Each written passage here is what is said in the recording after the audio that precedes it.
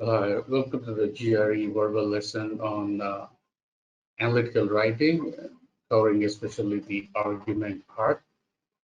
Let's first look at where exactly the argument comes in the real test.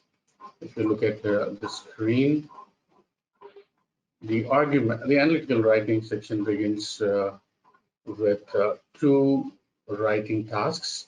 In fact, that is the first one. And you have two questions. It's called analysis of an argument and analysis of an issue.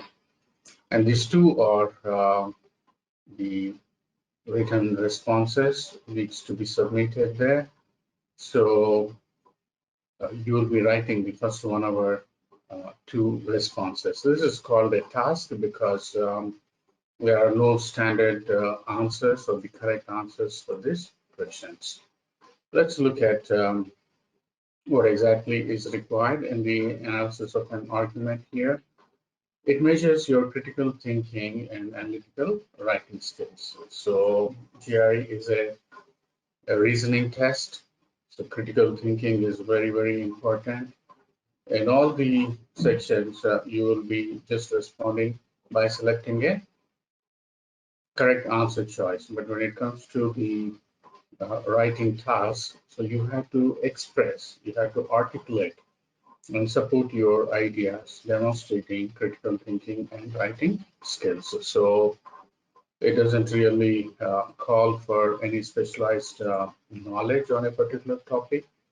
All it measures is one's ability to think critically, being able to look at all the aspects, being able to look at if the reasoning is entirely sound, practical, and viable or not. And there is no standard template. In fact, there is no minimum or maximum word length also. And all that requires for you to express is you will have to analyze an argument. So coming to the definition of an argument is not as we think it's a verbal duel. It's not about a conflict. It's not about a disagreement. An argument is a scenario. So you are given a passage. In that passage, there are few components that are presented in that passage. They are called claim or conclusion. And this claim or conclusion is based on the evidences or premises.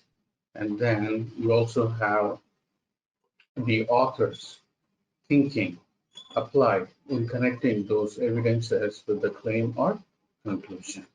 So all that you need to do is if that claim or conclusion is reasonable, logically sound, practical, or viable or not.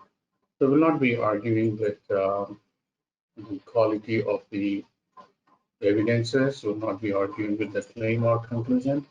It is more to do with what exactly is the task is calling for. So what you see on the screen is the various tasks.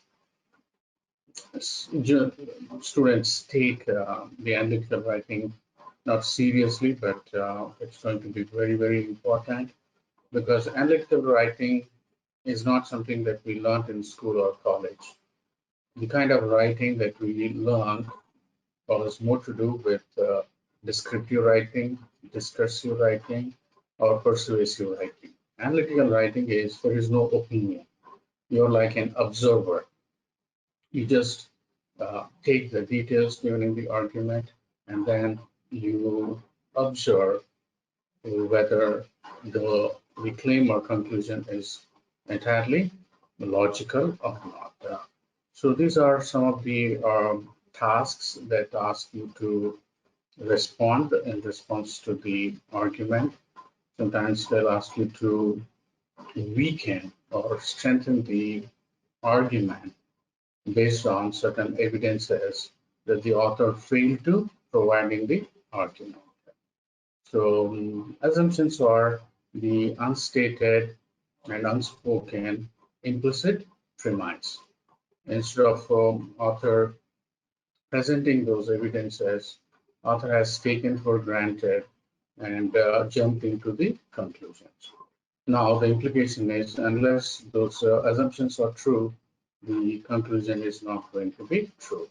And sometimes the questions will ask you to raise some questions for which the answers are going to be crucial in deciding the logical soundness of the claim or conclusion. And sometimes the task will also ask us to evaluate the prediction or the recommendation made in the argument, whether it is entirely viable or not. So a good score, a perfect score is also possible on analytical writing because 6 is the maximum one, and 6 is very valued for certain programs. And even if you just know how to identify the components of the argument and you express them in your essay, you would get not less than 3.5 and 4. And if you are able to provide some insightful analysis or some generally thoughtful analysis, you can even assure of getting a 5 or even 6.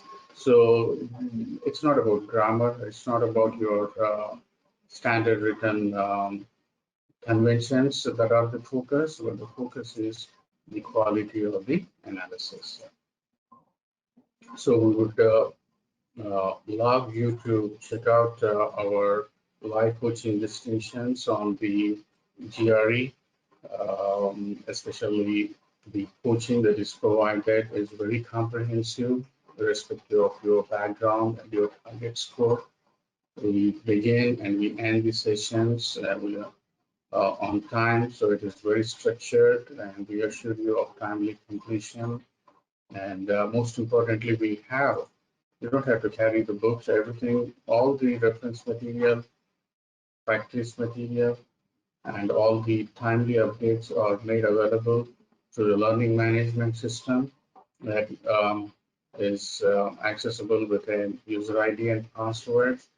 And most importantly, GRE is all about vocabulary. So we have a tie with membean.com, and they teach you, the app teaches you about 5 levels of GRE specific words, and each word is reinforced as many as 9 different ways. And this is very exclusive to the Y-axis coaching. It's not available for anywhere by any means, and that is made available for you. And yes, lots of practice material will help you with building you with real abilities, and from there you'll be able to scale it to the point that you are expecting the score there. So thank you very much. I hope you found this short lesson helpful, and do speak to us and discuss your preparation needs on the GRE. We would love to hear from you. So thank you very much.